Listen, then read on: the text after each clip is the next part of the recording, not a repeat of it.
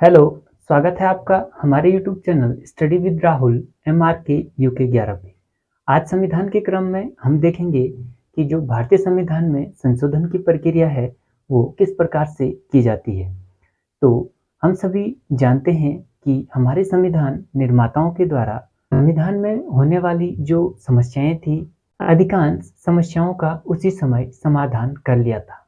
लेकिन हम जानते हैं कि कोई भी जो दस्तावेज होता है वो कभी भी पूर्ण नहीं होता है। यानी ऐसा कोई भी दस्तावेज नहीं होता है जिसमें समय के साथ परिवर्तन की मांग न हो।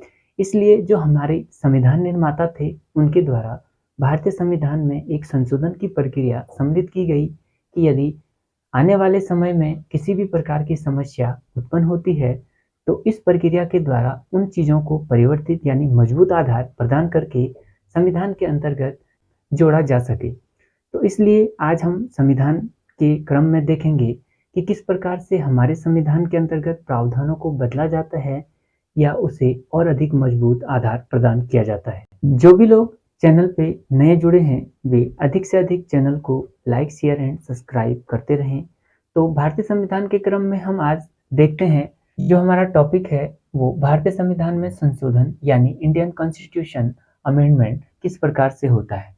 तो सबसे पहला है आपका जो संविधान संशोधन का जो प्रावधान है, यह प्रक्रिया कहाँ से ली गई है, तो वो है आपका दक्षिण अफ्रीका के संविधान से हमारे संविधान के अंतर्गत संविधान निर्माताओं के द्वारा संविधान संशोधन की प्रक्रिया यानी अमेंडमेंट की जो प्रोसेस है वो आपका भारतीय संविधान के अंतर्गत गृहीत की गई है। और इसका उल्लेख अगर हम देखेंगे तो भारतीय संविधान के भाग 20 यानी 20 के अंतर्गत संविधान संशोधन की प्रक्रिया का उल्लेख किया गया है। और जो आर्टिकल है यानी अनुच्छेद आर्टिकल 368 के अंतर्गत संविधान संशोधन की प्रक्रिया का उल्लेख किया गया है कि किस प्रकार से हम अपने संविधान में संशोधन कर सकते हैं। संविधान संशोधन के अंतर्गत हम देखेंगे कि जो हमारे संविधान संशोधन की प्रक्रिया है वो एक लचीला एवं कठोर दोनों का मिश्रण देखने को मिलता है। क्यों? क्योंकि लचीले का तात्पर्य हम संविधान की विशेषताओं के अंतर्गत देख चुके हैं कि जिस देश के संविधान को आसानी से बदल दिया जाता है तो वो एक लचीलापन उस देश के संविधान को दर्शाता है। जैसे कि ब्रिटेन का संविधान है जिसे आसानी से बदल दिया जाता है। उसी प्रकार कठोर रूप यानी जिस संविधान को बदलने के लिए एक कठोर रूप अपनाया जाता है, जैसे आपका अमेरिका का संविधान है। तो इस प्रकार से यहाँ से जो ऑब्जेक्टिव क्वेश्चन बनेंगे वो बनेगा आपका संविधान संशोधन की प्रक्रिया भारतीय संविधान के किस भाग में उल्लेखित है, वो है आपका 20 में। किस देश से गृहीत की गई है, तो वो है आपका दक्षिण अफ्रीका से। और किस आर्टिकल के तहत संशोधन की प्रक्रिया का उल्लेख किया गया है, तो आर्टिकल 368 के अंतर्गत। उसके पश्चात जो संविधान संशोधन की बात है, तो संविधान संशोधन की जो शक्ति है वो आपका संसद को प्राप्त होती है। यानी संसद संविधान में संशोधन कर सकती है। हम सभी जानते हैं कि आर्टिकल अनुच्छेद 79 के तहत संसद का गठन होता है जिसमें आपका राष्ट्रपति, लोकसभा व राज्यसभा मिलकर के संसद बनती है। तो यहाँ से क्वेश्चन पूछा जाता है कि संसद का गठन किस अनुच्छेद के तहत होता है, तो वो है आपका आर्टिकल 79 के तहत। जो संसद है वो इसमें परिवर्तन कर सकती है, यानी संविधान में परिवर्तन कर सकती है, इसे आपका अच्छा बना सकती है या किसी ऐसे प्रावधान को निरस्त कर सकती है। तो यानी संसद को इस प्रकार की शक्ति प्रदान की गई है कि वो हमारे संविधान को मॉडिफाई कर सकती है और उसे एक मजबूत रूप प्रदान कर सकती है। उसके बाद सुप्रीम कोर्ट यानी सर्वोच्च न्यायालय के द्वारा हम सभी जानते हैं कि 1973 में भारतीवाद केशवानंद भारतीवाद 1973 में सुप्रीम कोर्ट ने निर्णय दिया था कि संसद संविधान में परिवर्तन कर सकती है लेकिन संविधान के मूल ढांचे में परिवर्तन नहीं कर सकती है।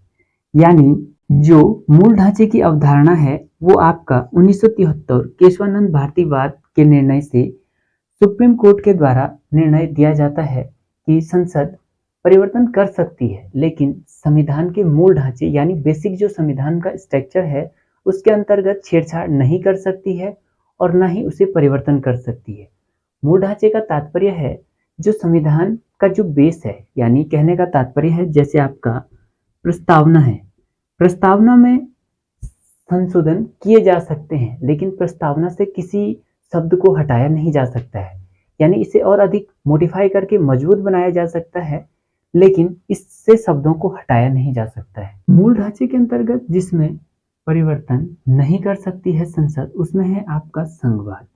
यानी संघवाद के अंतर्गत यानी केंद्र, राज्य एवं जिलों के अंतर्गत प्रशासन को नियंत्रित किया जाता है, तो संसद इस व्यवस्था को समाप्त नहीं कर सकती है परिवर्तन के यानी संशोधन के तहत। तो उसी के तहत जो आपका गणतंत्रात्मक व्यवस्था है, गणतंत्रात्मक का तात्पर्य यानी जो लोकतंत्रात्मक व्यवस्था है, यहाँ पर राष्ट्र का प्रमुख चुनाव के द्वारा चुना जाता है, तो यानी राष्ट्रपति के पद को यहाँ पे संसद समाप्त नहीं कर सकती, जो इसके मूल ढांचे के अंतर्गत देखने को मिलता है।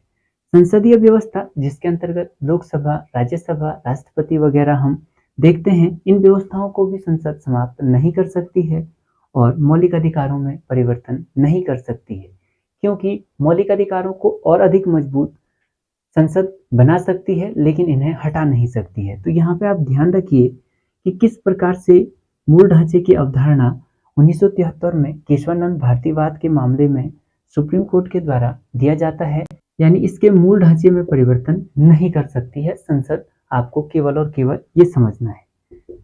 उसके बाद यहाँ से जो क्वेश्चन बनता है कि सुप्रीम कोर्ट के द्वारा किस वाद के अंतर्गत यह निर्णय दिया जाता है कि मूल ढांचे में परिवर्तन नहीं किया जा सकता है, तो वो आपका 1973 का केशवानंद भारतीवाद। इसी के तहत सुप्रीम कोर्ट का मानना था कि यदि संसद को परिवर्तन करना है तो वो आपका राज्यों के नामों में परिवर्तन कर सकती है, उनके गठन में परिवर्तन कर सकती है, या आपका जो डीपीएसपी यानी directed principle of state policy है उसके अंतर्गत इन्हें परिवर्तन करके मजबूत आधार प्रदान कर सकती है। तो हमने देखा जो संविधान संशोधन की प्रक्रिया है उसके तहत क्या संशोधन की प्रक्रिया को कहाँ से लिया गया है, किस अनुच्छेद किस भाग के अंतर्गत है, और इसके अंतर्गत कठोर एवं लचीला दोनों का मिश्रण देखा। और संविधान जो संशोधन है वो शक्ति जो है संसद के पास है और इसमें परिवर्तन किस प्रकार से किया जाता है। सुप्रीम कोर्ट के द्वारा निर्णय दिया गया कि मूल ढांचे की जो संकल्पना है वो आपका 1973 केशवानंद भारतीवाद से आता है। यहाँ पे थोड़ा ध्यान दीजिए कि जो संविधान संशोधन की प्रक्रिया है, भारतीय संविधान में 3 प्रकार से संशोधन किए जाते हैं। सबसे पहले है आपका साधारण बहुमत, दूसरा है आपका विशेष बहुमत और तीसरा है आपका विशेष बहुमत प्लस आधे से राज्यों की सहमति।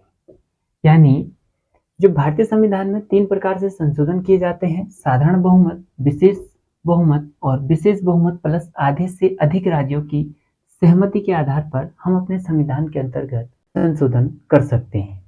तो सबसे पहले है आपका यहाँ से जो क्वेश्चन बनता है कि संविधान संशोधन भारतीय संविधान में कितने प्रकार से होते हैं, तो 3 प्रकार से होते हैं और ये तीनों दिए गए हैं आर्टिकल 368 के अंतर्गत। यह क्वेश्चन काफी इंपॉर्टेंट है कि जो आर्टिकल 368 के अंतर्गत जो संविधान संशोधन की प्रक्रिया का उल्लेख किया गया है उसमें आप 2 प्रकार से संविधान में संशोधन कर सकते हैं, क्योंकि पूरे संविधान यानी सामान्य तौर पर संविधान में संशोधन 3 प्रकार से होते हैं, लेकिन अनुच्छेद 368 के तहत आप संविधान में संशोधन 2 प्रकार से करते हैं, जिसमें आपका विशेष बहुमत और विशेष बहुमत प्लस आधे से अधिक राज्यों की सहमति।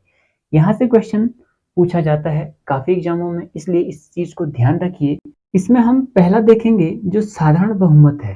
साधारण बहुमत के तहत क्या होता है कि विधेयक को यानी कोई प्रस्ताव कोई विधेयक है जिसमें परिवर्तन करना होता है तो उसे हम किसी भी सदन में प्रस्तुत कर सकते हैं। सबसे पहले आपका किसी भी सदन में प्रस्तुत कर सकते हैं। सदन यानी संसद के जो 2 सदन होते हैं, लोकसभा व राज्यसभा। लोकसभा व राज्यसभा में से हम किसी भी सदन में इसे सबसे पहले प्रस्तुत कर सकते हैं। सपोज दैट यदि इसे लोकसभा में प्रस्तुत किया जाता है तो उसके बाद इसे राज्यसभा में प्रस्तुत किया जाता है। राज्यसभा और लोकसभा दोनों में इसे साधारण बहुमत से पारित कर दिया जाता है। दोनों सदन हैं, दोनों सदन इसे यदि अलग अलग साधारण बहुमत से पारित कर देते हैं तो इस राष्ट्रपति महोदय के पास भेजा जाता है और राष्ट्रपति के हस्ताक्षर होने के बाद यह जो विधेयक है वो आपका अधिनियम बन जाता है।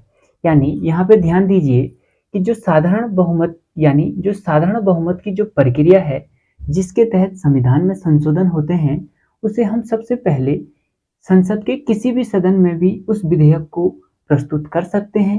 यदि पहला सदन जिसमें हम उसे प्रस्तुत करते हैं यदि वह इसे अलग अलग साधारण बहुमत से इसे पारित कर देता है और दूसरा सदन भी सेम प्रोसेस से इसे पारित कर देता है तो इसे राष्ट्रपति के पास भेजा जाता है और राष्ट्रपति की सहमति यानी हस्ताक्षर के बाद यह जो विधेयक है वो अधिनियम का रूप धारण कर लेता है और लागू कर दिया जाता है राष्ट्रपति के हस्ताक्षर के बाद। साधारण बहुमत है वह क्या होता है? साधारण बहुमत उपस्थित एवं मतदान करने वाले सदस्यों का बहुमत। यानी जो साधारण बहुमत है उसे हम इस प्रकार से डिनोट करते हैं कि उपस्थित एवं मतदान करने वाले सदस्यों का जो बहुमत होता है यानी 50% से एक अधिक जो बहुमत होता है उसे साधारण बहुमत के रूप में जाना जाता है। यानी कहने का तात्पर्य है यदि लोकसभा के जो मेंबर होते हैं हम सभी जानते हैं 545 होते हैं। यदि लोकसभा में किसी विधेयक को साधारण प्रक्रिया के तहत पहले प्रस्तुत किया जाता है तो यदि उस दिन आपके 45 सदस्य प्रेजेंट नहीं होते हैं सदन में और उसी के बाद यदि जिस दिन इस विधेयक पर कोई विधेयक है उस पर यदि वोटिंग होनी है, मतदान होना है और उस दिन यदि आपके 100 मेंबर भी अनुपस्थित होते हैं यानी प्रेजेंट नहीं होते हैं तो हम सभी जानते हैं कि यहाँ पे जो शेष सदस्य बच जाएंगे वो आपका 400 मेंबर लोकसभा के उस विधेयक के दौरान बच जाएंगे। अब जब उपस्थित एवं मतदान करने वाले सदस्यों का जो 50% का जो बहुमत होगा यानी जो 400 सदस्य इस मत पे यानी इस जो 400 सदस्य हैं वो यदि इस विधेयक पर मतदान करते हैं तो इनका 50% आपका 200 होता है और एक अधिक यानी 201 सदस्य यदि किसी विधेयक पर अपना बहुमत प्रदान करते हैं तो वह विधेयक दूसरे सदन में भेज दिया जाता है यानी राज्यसभा में इसे भेज दिया जाता है और राज्यसभा में भी यदि इसे सेम प्रोसेस के द्वारा पारित कर दिया जाता है तो यह इसके बाद राष्ट्रपति के पास भेजा जाता है और राष्ट्रपति इसे अपनी सहमति के आधार पर यानी हस्ताक्षर करने के बाद इसे लागू कर दिया जाता है जिसे हम अधिनियम के रूप में जानते हैं। तो यहाँ से किस प्रकार के क्वेश्चन पूछे जाते हैं कि साधारण बहुमत किसे कहा जाता है। दूसरा क्वेश्चन जो यहाँ से बनेगा कि कोई विधेयक अधिनियम कब कहलाता है तो राष्ट्रपति की सहमति के बाद या राष्ट्रपति के हस्ताक्षर के बाद कोई विधेयक अधिनियम के रूप में जाना जाता है। उसी प्रकार यदि साधारण बहुमत की प्रक्रिया के तहत यदि किसी विधेयक पर लोकसभा और राज्यसभा में गतिरोध यानी विरोध उत्पन्न होता है कि यदि लोकसभा विधेयक को पारित कर देती है और राज्यसभा इसे पारित नहीं करती है तो इस कंडीशन में जो हमारा आर्टिकल 108 यानी अनुच्छेद 108 के तहत संयुक्त अधिवेशन की बात कही गई है। अनुच्छेद 108 के तहत संयुक्त अधिवेशन की बात कही गई है जिसको बुलाने की जो शक्ति है वो राष्ट्रपति के पास है। यानी राष्ट्रपति महोदय आपका अनुच्छेद 108 के तहत साधारण विधेयक पर गतिरोध उत्पन्न होने पे संयुक्त अधिवेशन बुला सकते हैं और इस संयुक्त अधिवेशन की जो अध्यक्षता करता है वो आपका लोकसभा अध्यक्ष के द्वारा इस संयुक्त अधिवेशन की अध्यक्षता की जाती है। यहाँ से काफी बार क्वेश्चन पूछा जाता है कि संयुक्त अधिवेशन को बुलाने की जो शक्ति होती है वो किसके पास प्राप्त होती है। तो संयुक्त अधिवेशन को बुलाने की शक्ति अनुच्छेद 108 के तहत राष्ट्रपति को प्राप्त होती है, लेकिन जो संयुक्त अधिवेशन की अध्यक्षता करता है वो आपका लोकसभा अध्यक्ष के द्वारा की जाती है। तो यहाँ से काफी इंपॉर्टेंट क्वेश्चन बनता है। साधारण विधेयक है, इसे आपका राष्ट्रपति महोदय पुनर्विचार के लिए भेज सकते हैं। क्यों? यदि इसमें किसी भी प्रकार का प्रावधान गलत होता है या उसे बदलने की वो होती है, तो इसे राष्ट्रपति के द्वारा साधारण विधेयक को पुनः विचार के लिए लोकसभा और राज्यसभा दोनों सदनों में पुनर्विचार के लिए भेजा जाता है। इसलिए यहाँ से भी क्वेश्चन पूछा जाता है कि कौन सा विधेयक राष्ट्रपति के द्वारा पुनर्विचार के लिए भेजा जाता है, तो वो है आपका साधारण विधेयक। साधारण बहुमत के द्वारा संविधान के कौन कौन से प्रावधान बदले जा सकते हैं, इनके संबंध में देखेंगे कि सबसे पहले है आपका राज्यों के नाम। इस प्रक्रिया के तहत राज्यों के नाम सीमा में परिवर्तन किया जा सकता है एवं नए राज्यों का प्रवेश मौजूदा राज्य एवं केंद्र शासित प्रदेशों के नाम एवं सीमाओं में परिवर्तन कर सकता है। यानी कहने का तात्पर्य है जो राज्यों के नाम हैं उन्हें परिवर्तन किया जा सकता है, जो राज्यों की सीमाएं हैं, जो बॉर्डर एरिया हैं सभी राज्यों के, उनके अंतर्गत संसद परिवर्तन कर सकती है। किसी नए राज्य को या पुराने राज्यों को काट करके नए राज्य का निर्माण कर सकती है, या जो मौजूदा राज्य एवं केंद्र शासित प्रदेश हैं उनकी सीमाओं में परिवर्तन कर सकती है।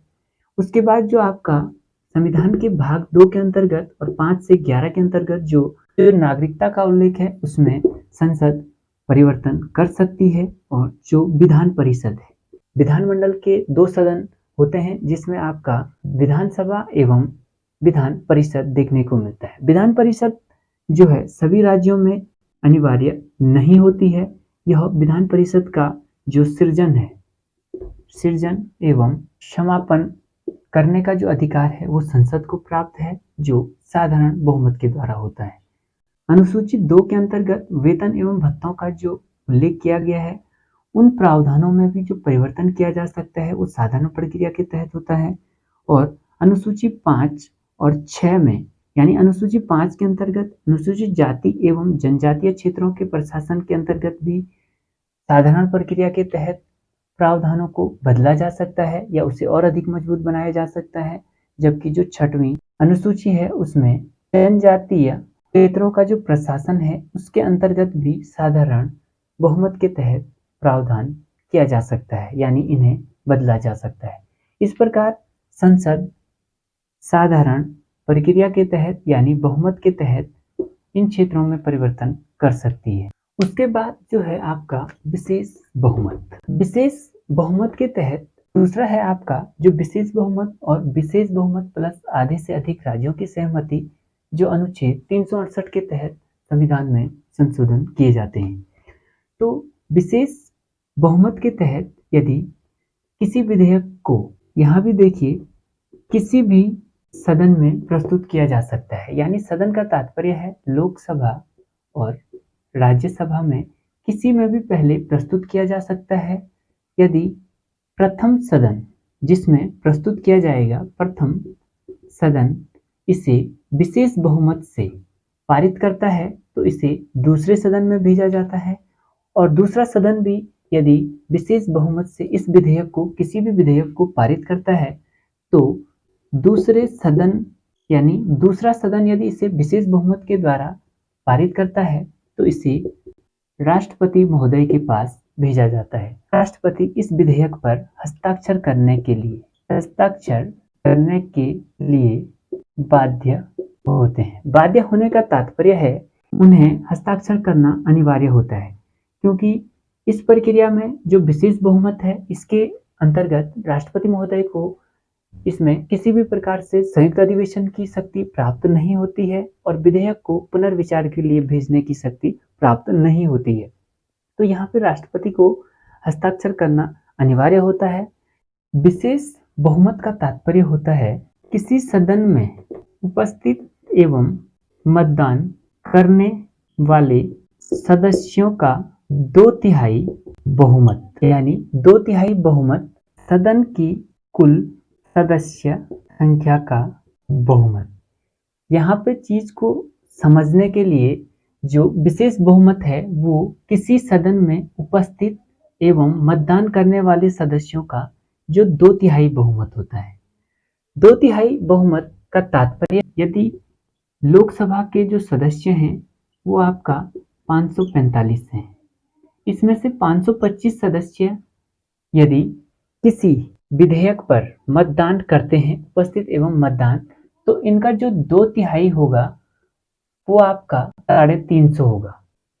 और 350 सदस्यों के बहुमत के द्वारा, यानी लोकसभा के 350 सदस्य विशेष बहुमत के तहत किसी विधेयक को पारित करके इसे राज्यसभा में भेजेंगे और राज्यसभा में भी सेम प्रोसेस के द्वारा इसे पारित किया जाएगा। सदन की जो कुल सदस्य संख्या का बहुमत होता है, यानी टोटल जो मेंबर हैं उन सभी का बहुमत, यानी 50% + 1 उनकी सदस्य संख्या का बहुमत से यदि किसी विधेयक को पारित किया जाता है तो उसे विशेष बहुमत कहा जाता है। यहाँ से जो क्वेश्चन बनने की संभावना है वो होती है कि विशेष बहुमत के तहत सर्वप्रथम विधेयक को किस सदन में प्रस्तुत किया जाता है, तो किसी भी सदन में प्रस्तुत किया जा सकता है। और किस विधेयक के अंतर्गत राष्ट्रपति को पुनर्विचार की शक्ति प्राप्त नहीं होती है, तो वो है आपका विशेष बहुमत के अंतर्गत राष्ट्रपति को पुनर्विचार की शक्ति प्राप्त नहीं होती है। विशेष बहुमत का तात्पर्य क्या होता है, यहाँ से सबसे इम्पोर्टेंट क्वेश्चन बनता है कि किसी सदन में उपस्थित एवं मतदान करने वाले सदस्यों का जो 2/3 बहुमत होता है उसे विशेष बहुमत के रूप में जाना जाता है। जो ये विशेष बहुमत है वो किसके द्वारा प्रस्तुत किया जाता है, इसमें सबसे पहले जो ये विशेष बहुमत है, यानी ये विधेयक इनके द्वारा लाया जाता है, तो उसमें है आपका मंत्री, जिन्हें सरकारी सदस्य के रूप में भी जाना जाता है, और दूसरे हैं आपके गैर मंत्री, यानी इसे गैर सरकारी सदस्य के रूप में भी जाना जाता है। मंत्री का तात्पर्य होता है जो सदन यानी लोकसभा के अंतर्गत जिन्हें मंत्रालय यानी जो मंत्री परिषद के सदस्य होते हैं उन्हें मंत्री, और इनके द्वारा जो विधेयक संसद में प्रस्तुत किए जाते हैं उन्हें सरकारी विधेयक के रूप में जाना जाता है। और वे सदस्य जो मंत्री परिषद के सदस्य नहीं होते हैं लेकिन सदन के सदस्य होते हैं, यानी जो मेंबर होते हैं वो लोकसभा के मेंबर हैं लेकिन मंत्री परिषद के सदस्य नहीं है, यदि इनके द्वारा कोई विधेयक सदन में प्रस्तुत किया जाता है तो उसे हम निजी विधेयक यानी प्राइवेट विधेयक के रूप में जानते हैं। तो इस प्रकार गैर सरकारी सदस्य और मंत्री परिषद के संबंध में हम आगे डीप क्लास के अंतर्गत पढ़ेंगे कि जब संसद की जो कार्यवाही होगी उसके अंतर्गत देखेंगे। तो यहाँ पे केवल गैर मंत्री और मंत्रियों के संबंध में हमने देखा कि जो इनके द्वारा विधेयक लाए जाते हैं उन्हें किस प्रकार के विधेयक के रूप में जाना जाता है। इस विशेष बहुमत के तहत आप मौलिक अधिकार एवं DPSP directive principle of state policy, यानी राज्य के जो नीति निर्देशक तत्व हैं इनके अंतर्गत परिवर्तन कर सकते हैं, लेकिन यानी इन्हें हटा नहीं सकते हैं, केवल इन्हें एक मजबूत आधार प्रदान कर सकते हैं। जैसे DPSP है, राज्य के नीति निर्देशक तत्वों के अंतर्गत यदि संसद चाहे तो किसी भी प्रावधान के अंतर्गत एक विशेष रूप से कानून बना सकती है। जैसे में हम आज वर्तमान समय में देखेंगे कि जो अनुच्छेद 44 के अंतर्गत जो समान नागरिक संहिता है उसके संबंध में हमारी सरकारें काफी कार्य कर रही हैं कि पूरे देश में समान नागरिक संहिता कानून लागू हो। इस प्रकार से संशोधन किए जा सकते हैं, यानी उन्हें एक मजबूत आधार प्रदान किया जा सकता है। विशेष बहुमत प्लस आधे से अधिक राज्यों की सहमति, इस प्रक्रिया के तहत किस प्रकार से संशोधन किया जाता है, इसमें देखेंगे कि इस विधेयक को सबसे पहले यहाँ भी सेम प्रोसेस है कि किसी भी सदन में प्रस्तुत किया जा सकता है, और यदि पहला सदन जो आपका पहला सदन है यदि वह विशेष बहुमत से, जो मैं आपको बता चुका हूं, और दूसरा सदन भी इसे विशेष बहुमत से सेम प्रोसेस के द्वारा पारित करता है, तो इसे यहाँ पे राष्ट्रपति के पास नहीं भेजा जाता है, बल्कि राष्ट्रपति को भेजने से पूर्व इसे राज्यों की विधान सभाओं के पास भेजा जाता है। यानी यदि कोई विधेयक जो राष्ट्रहित में प्रभावी करना होता है, उसे सबसे पहले लोकसभा या राज्यसभा में पारित करके उसे सभी राज्यों की विधानसभाओं को भेज दिया जाता है। यदि राज्यों की विधानसभाओं के द्वारा, यानी आधे से अधिक राज्यों की विधानसभाएं, कहने का तात्पर्य है वर्तमान समय में भारत में 28 राज्य हैं।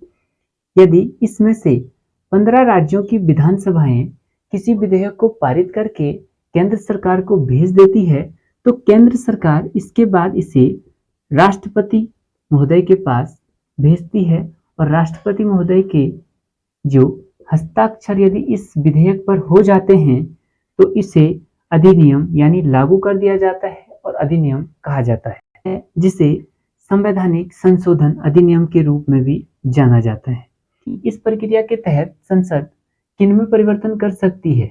जो परिवर्तन कर सकती है, जो राष्ट्रीय महत्व के विषय हो उनमें परिवर्तन करना होता है। तो विशेष बहुमत एवं आधे राज्यों की सहमति के आधार पर यदि संशोधन किए जाते हैं तो वे जो परिवर्तन किए जाते हैं आपका संघीय व्यवस्था, क्योंकि संघीय व्यवस्था पूरे देश के अंतर्गत होती है और इसमें केंद्र, राज्य एवं जिले जिनके अंतर्गत प्रशासन विभाजित होते हैं, यदि इस व्यवस्था के अंतर्गत परिवर्तन किया जाता है तो उसे इस प्रक्रिया के तहत गुजरना होता है।